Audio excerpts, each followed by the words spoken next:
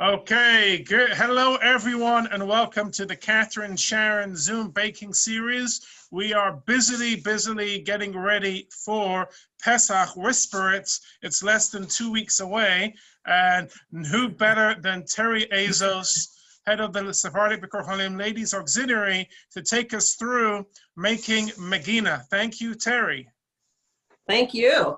I am excited to be doing this because I actually haven't made one for many years. But now that things are, we've been home a lot, I've been trying a lot more recipes and eating a lot more. And so Passover coming, it's an opportunity to pick up old recipes and make them new again. So a Megina actually traces back to Spain. And it's transformed over the years to represent the different flavors and the ingredients and spices that reflect the travel of the Sephardic Jews throughout the Ottoman Empire and beyond, to South America, South Africa, Europe, and the United States. Well, there's so many different kinds of Meginas. There's lamb and there's beef, there's chicken, anything you can imagine or design, and is all mixed together with eggs and matzah for Passover. But some call it Megina, some will call it a mina or even a kwajadu. But basically, it's all the same, except that a Megina or a mina is a layered, more like a lasagna. And so today we're going to be doing a Megina that is all mixed together. And growing up in an Ashkenazi home, we would have called it a kugel. But my husband thinks it's more like a quiche. I'm not quite so convinced with that. So there's lots and lots of combinations. There's leek, spinach, and cheese, or there's artichoke, spinach, and feta, or there's roasted eggplant, meat, pine nuts. You could have mashed potatoes, hamburger. It makes a really nice weeknight meal during Passover, and with a little green salad or a shredded cabbage salad. And so it's just a very versatile dish that you can make your own, and I encourage it because the original recipe that I'm going to be showing today, I received 50 years ago from my Aunt Jackie of blessed memory, and I think she got it from probably her sister-in-law Ray Varon of blessed memory, and we really cooked very simply at that time. Everything was kind of bland, I hate to say it, but it was, and that was just because we didn't have the opportunity of the ingredients that are available today and didn't use a lot of spice, and so things were just much simpler. So today, we're gonna make a basic one, but I encourage you to use your creativity and put things together. Like, you can put in cumin, or you could put in red pepper, or tomato, or green pepper, red pepper, cinnamon, garlic, whatever floats your taste. And after we put this together today, I'm going to show you a really quick, delicious almond cake that has 4 ingredients, and it's a nice accompaniment to a Megina. It's all dairy-free, gluten-free, and just very light. So let's get cooking. First thing I'm going to do is turn up my burner here, and I'm going to start with chopping up onions. Now, I've chopped a bunch of them, but it's nice to, I guess I don't really need to show you how to chop up onions. Everybody really can do it. Oh, shifting positions here. Got to get a better view of your onion chopping skills. I don't have knife skills, I must say, but it really doesn't matter with this because we're just going to cook this down. Okay. And of course, I am the queen of unsharp knives.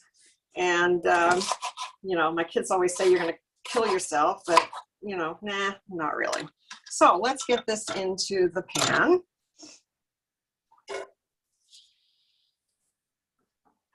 So this is 1 whole onion. Now we're going to get that sauteing and cooking here a little bit. Turn up my... And then we're going to throw in,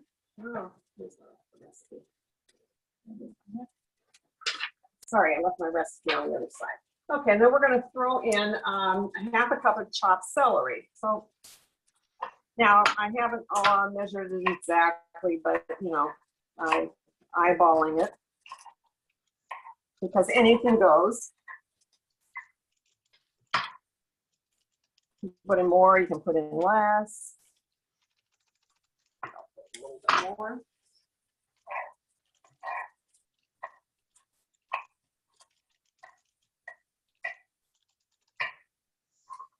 Okay.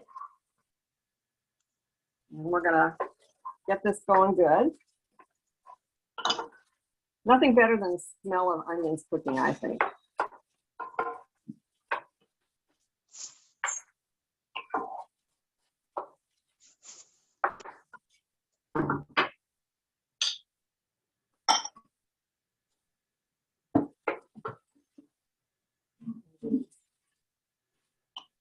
So I would be curious if anybody wanted, well, while this is cooking down a little bit, if anybody does it differently.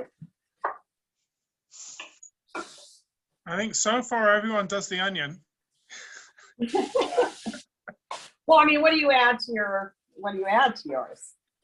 Onion and celery. I guess you could add, some green pepper would probably be really good in here too.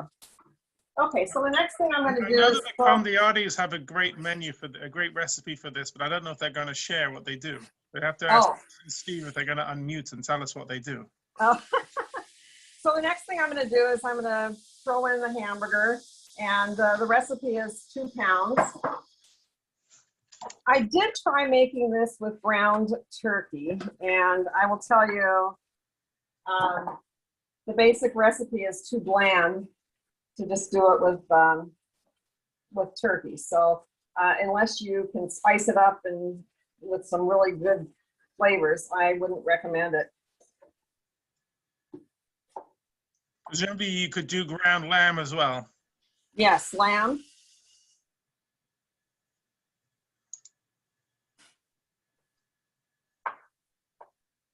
Sharon Babani uses spinach in hers to give it a bit more flavor.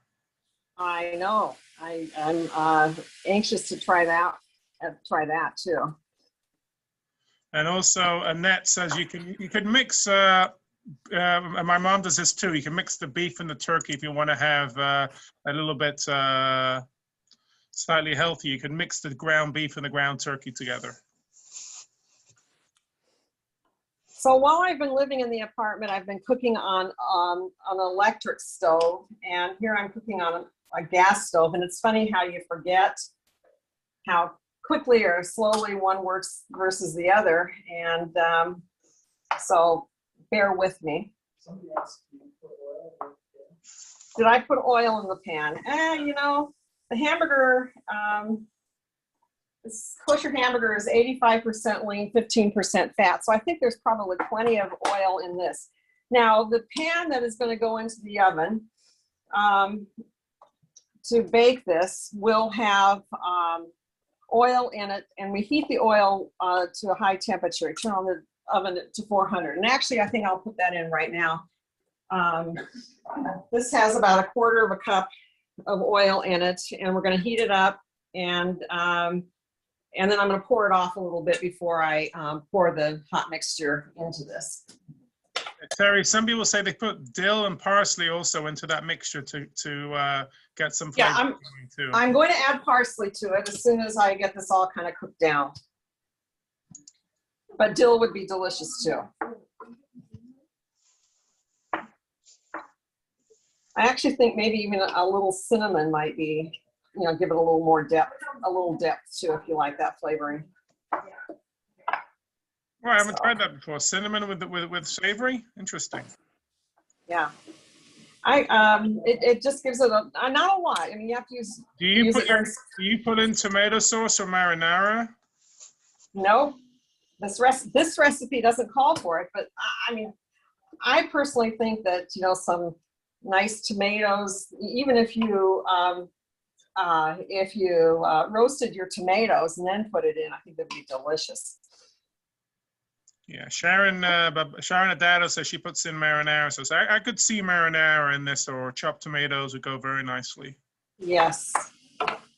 But as I said, I'm doing the basic because that's the recipe that was passed down from, And who did you get the recipe from? Did you get it from your mother-in-law, Gracie? No, or? I got, no. Let's see, here's the recipe. Whose writing is this? The recipe is my Aunt Jackie Barron, and which I got 50 years ago. And she got it from her sister-in-law, Ray Barron. Both of them have passed since. And so this recipe obviously is a really old recipe. And I think the secret is making sure you get a lot of salt and pepper and onion flavoring in there. So the one Isaac thing that and Susan on here, if you're not doing it right, Isaac and Susan will tell us. I'm sure they will.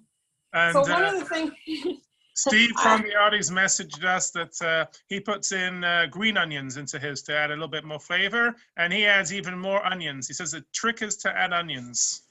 Okay, so I've added one large onion, and I haven't told you yet, but I'm going to add, I did caramelize an onion. This is what it cooked down to. And I'm going to add that to this also to give it a little bit more flavor. That is not in the recipe, but I just think that I like to give it a little bit more depth. So you want to continue to cook this until until all of the pink is gone.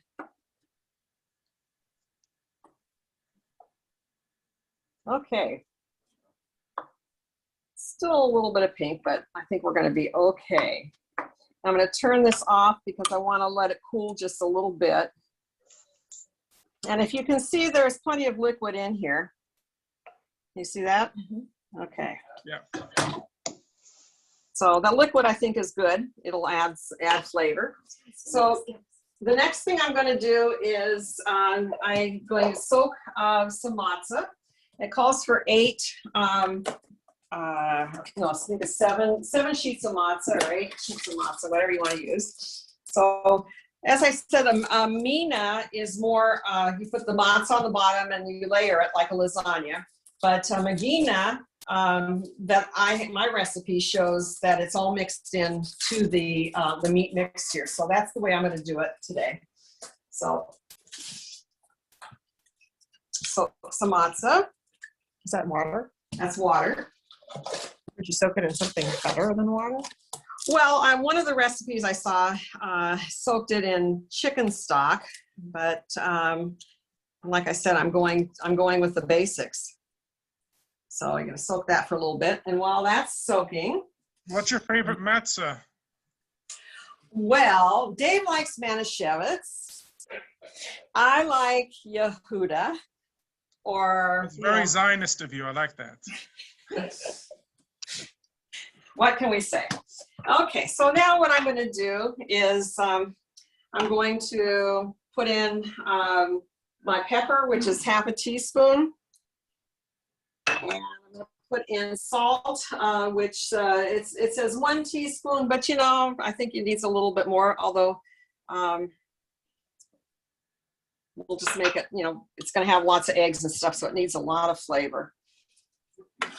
Now, the parsley I'm going to add now, and I want to just reassure you that I learned a good lesson when I was cooking in the kitchen at the synagogue about how you have to make sure that your parsley is very clean.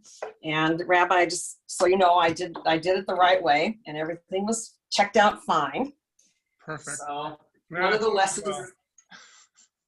lessons that I learned, and it doesn't have to be chopped up too fine, but just so that you keep bringing the screen to the back behind me. Well, I can't see. I want to see what you're doing. Okay. Throw that in there. Sarah, you're doing a great job as the camera person. It's my new career. I'm hiring. Well, she wanted to donate her time to give the COVID vaccinations, but Children's won't let her under her insurance, so she can't do that. So she has to be the camera person for me today. Okay, next step is we're going to mix 8 eggs. Mix them up.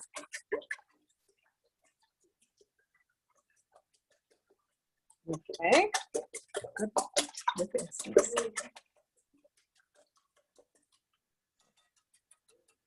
That should be good.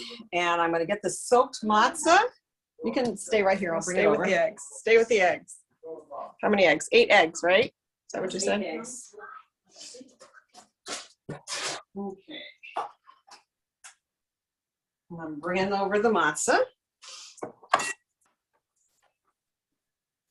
Now, the recipe calls for squeezing out the matzah. I don't squeeze it too much because I think that the little bit extra moisture, it bakes out. And I just crumble it up. This is the most fun part.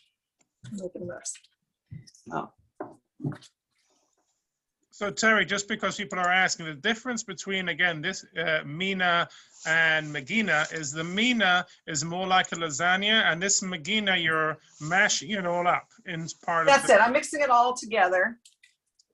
And I don't know why. I mean, every recipe I've seen for a Mina is more layered. So anyway, we're getting all that in there. My hands were clean, I promise. Now, I've seen recipes also where you use matzah farfel instead. So you could do that if you wanted to, but this is more fun.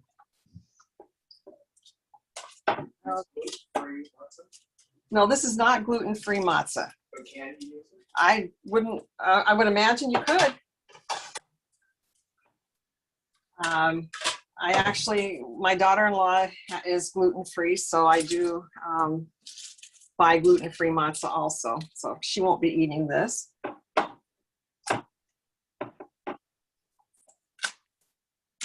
Okay.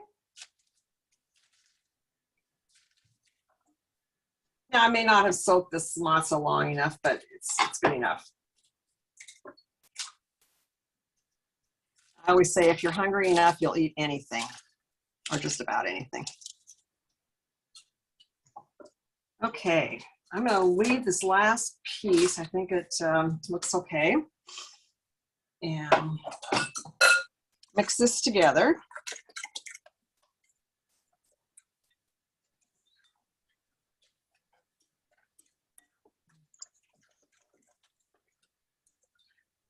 Okay. And then the last part of this is I'm going to put the meat mixture right into this. Grab a dish towel. Let me ask, how many sheets of matzah? The recipe calls for 7 or 8 sheets of matzah, and I think I put 6 in here so far. And Terry, how many, is this for an army? How many people is this serving? This will make a 9 by 13. So it's a nice dinner for 6 people, dinner for 8? 6 or 8, I think it's 8. You know, or if you have kids, less, or if you have big kids, more, you know. And then you just mix it together.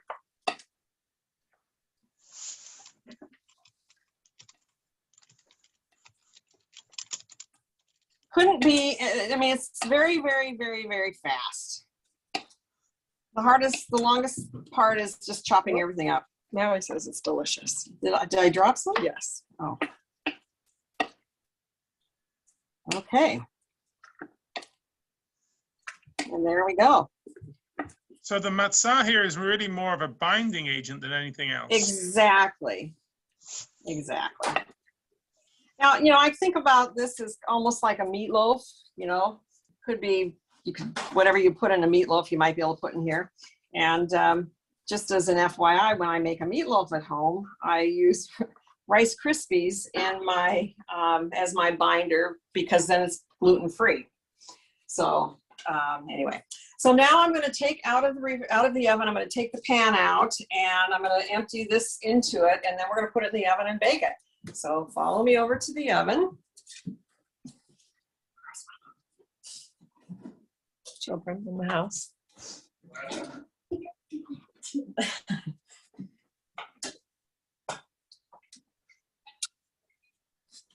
Now, this is, I'm going to put this in here, so it's okay. This oil is very hot. And the recipe says to pour off a little bit. Don't need quite so much. So I'm going to pour off about half of it. Okay. And I'm going to put it down here. Impressions. We're going to empty this into, and hear it sizzle.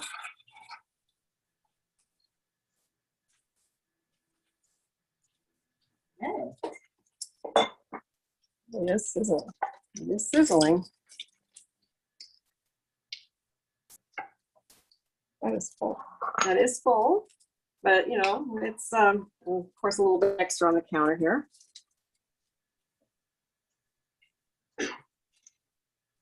And there you have it. And now I'm going to put it back in the oven and cook it at 400 degrees for 30 minutes. Okay. It really has a feel of a meat cuajado.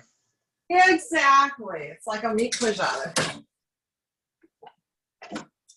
I don't think it's the most attractive looking thing, but you know, you can always doctor it up with, you know, if you put a little bit of marinara sauce over the top of it, or if you, you know, put something else on, you know, on top of it after you take it out of the oven, you know, some, as you'll see, some parsley or something like that.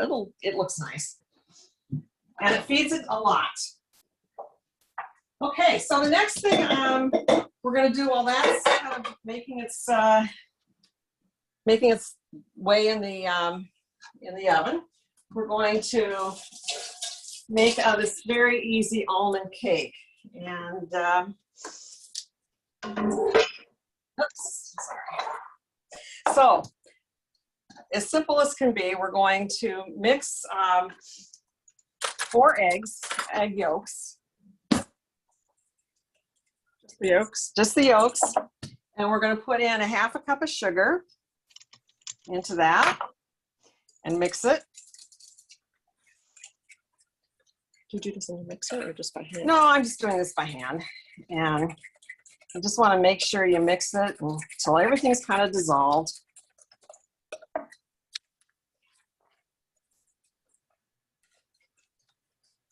Very simple. See, nice and yellow, and just mix, mix, mix, mix. And then I put in, did I lose it? Half a teaspoon, I'm putting in half a teaspoon of almond extract. The nice thing about this is you can put in orange zest, you can put in lemon zest, you can put any flavoring you know you want. You put coconut in it, put just about anything. And so I'm putting about half a teaspoon of almond extract into it, mixing that up, adding. Now I'm using almond flour. So this is 1.5 cups of almond flour. Is that just ground almonds? It's just ground almonds. I happen to buy Red Mill almond flour. Mix that up. It smells so good.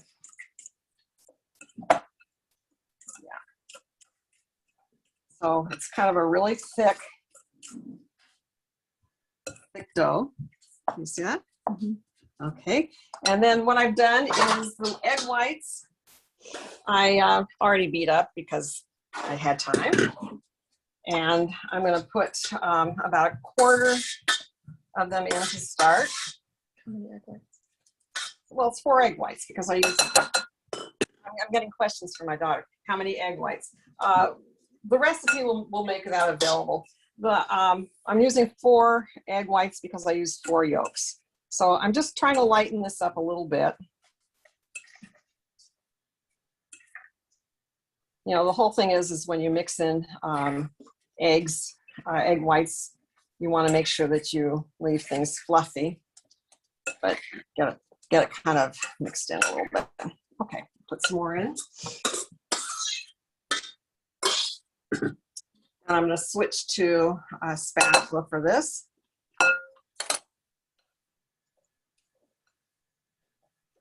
And use, you know, the technique of folding. You can see that that's lightening up already. The whole thing is to get everything incorporated but not over mix.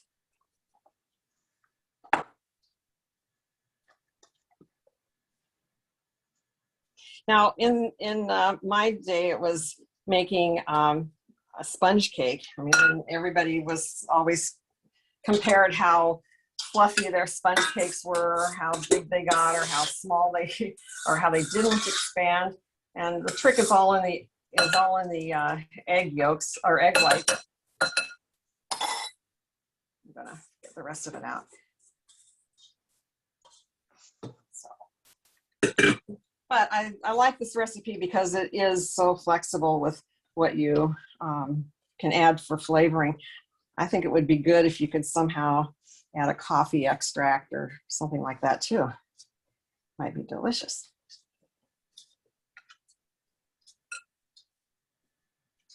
And just fluff it up like that.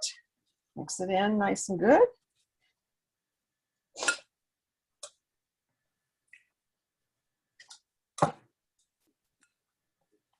Okay, looks like it's pretty well blended. And now I have to find where I put my cake pan, right here. And this is just a round, they say to use a springform pan or you don't have to. I happen to have gotten these very unique round cake pans where the bottom comes out. So all I did was I put a little parchment paper in there. And I just fold this in.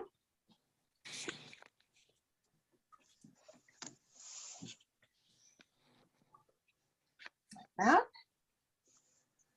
and smooth it out.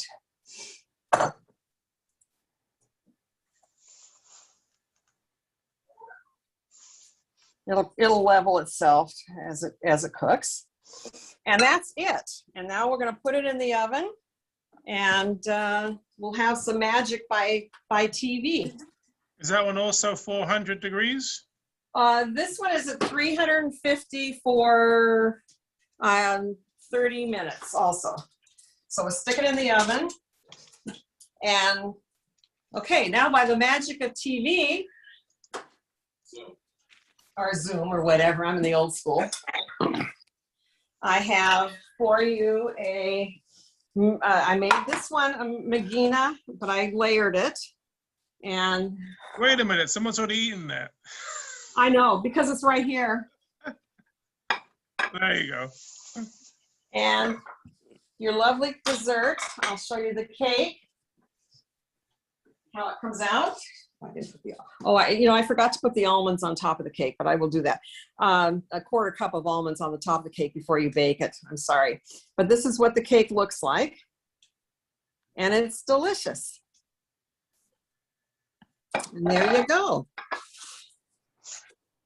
So any questions? I'm just getting through the comments. Oh, comments. I hope we didn't make you too dizzy with moving the camera around a lot. What did you put on top of the Megina? The Megina, this particular one, it was, I put, matzah on top. I did put matzah inside too, but I put matzah on top. And I put just some egg on the top, just to make it stick. It looks very good. I've got thumbs up from Steve Condiati. He says a fantastic job. If Steve says it's good, that's a thumbs up all around. Well, come on over for lunch because we have a lot. The questions, can you freeze it?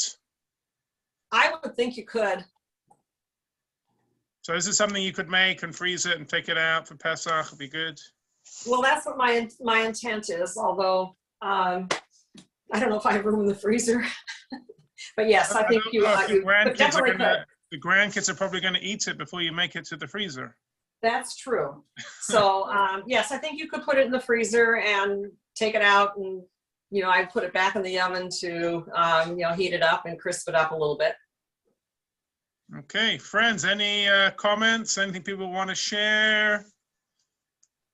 Feel free to unmute. I think this is a wonderful session. Thank you, Terry. I feel like we've got some great ideas on what to make for Pesach now, during the week, during Chol HaMoed, for those medianos, and really well done.